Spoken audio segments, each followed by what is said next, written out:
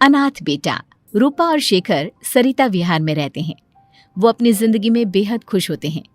दोनों का शौर्य नाम का एक बेटा भी होता है, जिस पर दोनों ही अपनी जान छिड़कते हैं। शेखर, अब तो आप शौर्य को अपनी गोद से नीचे उतार दीजिए, उसके सोने का टाइम हो रहा है। नहीं रूपा, इसे मेरे पास ही रहने दो प्लीज। मैं थोड़ी देर में इसे बिस्तर में सुला दूंगा। लेकिन कल सुबह आपकी ऑफिस में मीटिंग भी तो है ना, और इसके लिए आपको कल जल्दी भी तो निकलना होगा। जाइए, आप भी जाकर सो जाइए। क्या यार, अभी तो मेरी गोद में आया था मेरा बेटा और तुम उसे लेकर जा रही हो। बाद में कर लेना अपने बेटे से प्यार, अभी जाकर सो जाइए। रूपा शेखर से शौर्य को ले रही होती है कि तभी शौर्य रोने लगता है। शौर्य को रोता देखकर रूपा उसे फिर से शेखर को थमा देती है। आपका बेटा ना एक नंबर का नौटंकी है, बिल्कुल आप पर गया है वो। साफ बोलो ना, तुम्हें जलन होती है हम दोनों बाप बेटे का प्यार देखकर। पहले बड़ा तो होने दो तुम शौर्य को, फिर देखना वो सबसे ज्यादा मुझे ही प्यार करेगा। देखते हैं। ऐसे ही दिन बीतते चले जाते हैं और एक दिन कैंसर की बीमारी के चलते रूपा की मौत हो जाती है। अब शौर्य 3 साल का हो चुका होता है, जिसके कारण उसकी दादी शेखर पर दूसरी शादी का दबाव बनाने लगती है। शेखर, शौर्य अभी बहुत छोटा है और उसे इस समय एक माँ के प्यार की बहुत जरूरत है। माँ, मुझे दूसरी शादी नहीं करनी। क्या पता जो दूसरी औरत आएगी वो मेरे बेटे को एक माँ का प्यार दे या ना दे। तो रूपा की छोटी बहन वैशाली से ही शादी क्यों नहीं कर लेता? वो तो शौर्य को एक माँ का प्यार पूरा दे सकती है ना। मैंने कहा ना माँ, मुझे दूसरी शादी नहीं करनी, और अपनी ही पत्नी की बहन से तो हरगिज नहीं। ऊपर से अगर रूपा देख रही होगी तो वो क्या सोचेगी? अपने लिए ना सही, लेकिन तुझे शौर्य के लिए तो शादी करनी ही पड़ेगी ना बेटा। शेखर कुछ कहता उससे पहले ही अंजुमन उसे रूपा की कसम दे देती है, जिसके आगे मजबूर होकर शेखर शादी के लिए हामी भर देता है। देखो वैशाली, मैंने तुमसे शादी सिर्फ अपने बच्चे के लिए की है।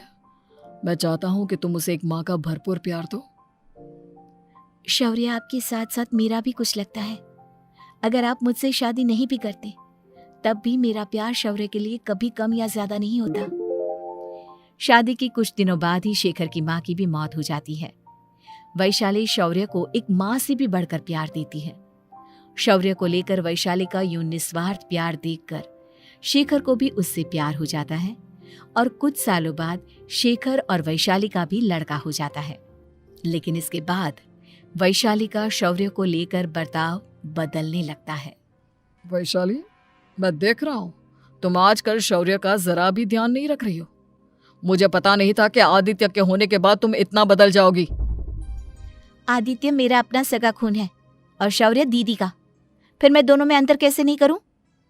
माँ भले ही दोनों की अलग अलग है, लेकिन पिता तो एक है ना।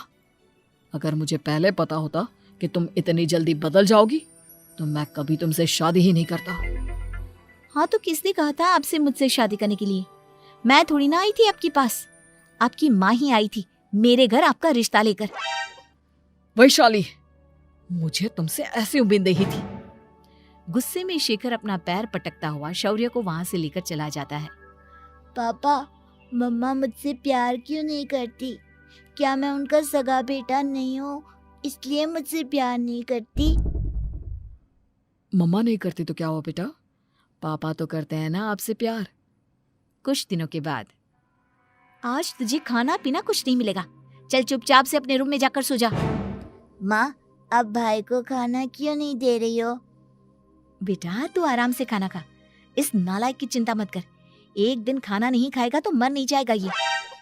अगर भैया नहीं खाएंगे तो मैं भी नहीं खाऊंगा। तू अपने भाई का भक्त क्यों बन रहा है? ये तेरा सौतेला भाई है, सगा नहीं जो तू लक्ष्मण बन रहा है। माँ, आपको इतना भी नहीं मालूम? श्री राम और लक्ष्मण सगे भाई नहीं थे। श्री राम माता कौशल्या और लक्ष्मण माता सुमित्रा की कोख से जन्मे थे। दोनों के सिर्फ पिता एक थे लेकिन माँ अलग थी। मुझे ज्यादा ज्ञान देने की जरूरत नहीं है, ये सतयुग और त्रेता युग नहीं है, समझे? आया बड़ा भाई का चमचा। इतना कहकर वैशाली वहां से चली जाती है, जिसके कुछ टाइम बाद शिखर वहां आता है और आदित्य उसे सारी बात बताता है। मुझे माफ कर दो शौर्य, तुम्हारी माँ के जाने के बाद मुझे दूसरी शादी का फैसला करना ही नहीं चाहिए था। अगर मैं दूसरी शादी नहीं करता तो शायद आज तुम्हारी ये हालत ना होती। नहीं पापा, अगर आप शादी नहीं करते तो मुझे आदित्य जैसा छोटा भाई कभी नहीं मिलता। थैंक यू मुझे इतना अच्छा भाई देने के लिए। तुम दोनों हमेशा ऐसे ही साथ रहना, फिर कोई भी तुम दोनों का कुछ नहीं बिगाड़ पाएगा। चलो मैं तुम दोनों को आइसक्रीम खिला कर लाता हूँ, बहुत भूख लग रही है ना। शिखर शौर्य और आदित्य को आइसक्रीम दिलाने लेकर जाता है।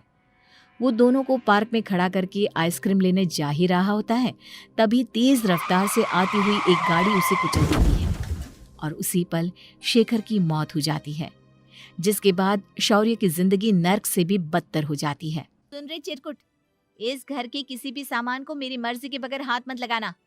इन सब पर अब तेरा कोई हक नहीं है, समझा? ठीक है माँ, मैं आपकी इजाजत के बगैर किसी चीज को हाथ नहीं लगाऊंगा। चल जाकर अब पूरे घर की सफाई कर। महज 7 साल का शौर्य वैशाली के कहने पर अपने नन्हे नन्हे हाथों से पूरे घर की सफाई करने लगता है। ऐसे ही दिन बीतने लगते हैं, लेकिन मासी से माँ बनी वैशाली को उस मासूम से बच्चे पर जरा भी तरस नहीं आता। क्यों शौर्य, ये घर में इतनी गंदगी कैसे हो रही है? ढंग से सफाई नहीं की है क्या तूने? माँ मैंने तो अच्छे से सफाई की थी, लेकिन आदित्य बार बार इधर उधर चलकर गंदा कर देता है। अच्छा, खुद से एक काम ढंग से नहीं होता और अपनी गलतियों का जिम्मेदार मेरे बेटे को ठहराता है।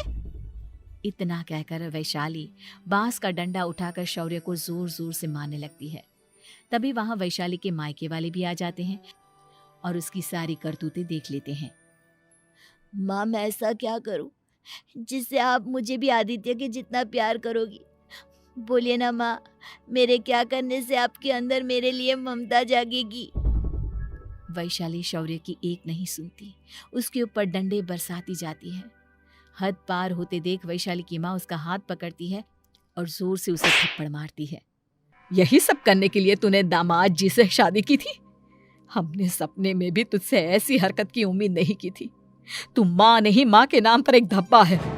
बस कीजिए माँ, आदित्य के इस दुनिया में आने से पहले मैंने इसे बहुत प्यार किया था, लेकिन अब जब मेरी खुद की औलाद है तो मैं किसी और के बच्चे से प्यार क्यों करूं? अरे नालायक औरत, जिसे तू किसी और का बच्चा कह रही है वो तेरी खुद की सगी बहन का बच्चा है।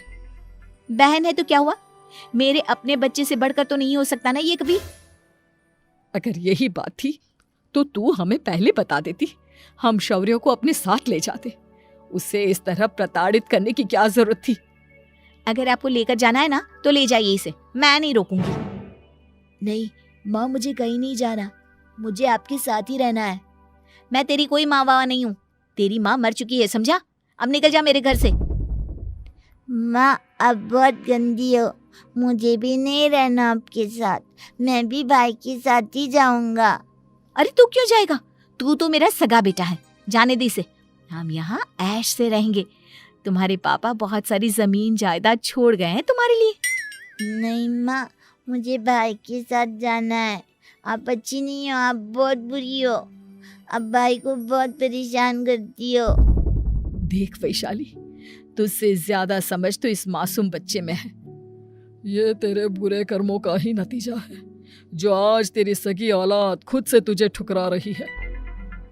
आदित्य, तुझे इस शौर्य ने भड़काया है ना मेरे खिलाफ? नहीं माँ, मुझे किसी ने भड़काया नहीं, पर मैं सब देखता हूँ, सब समझता हूँ। भाई बहुत अच्छा है, वो आपकी जैसा नहीं है। चलिए नानी।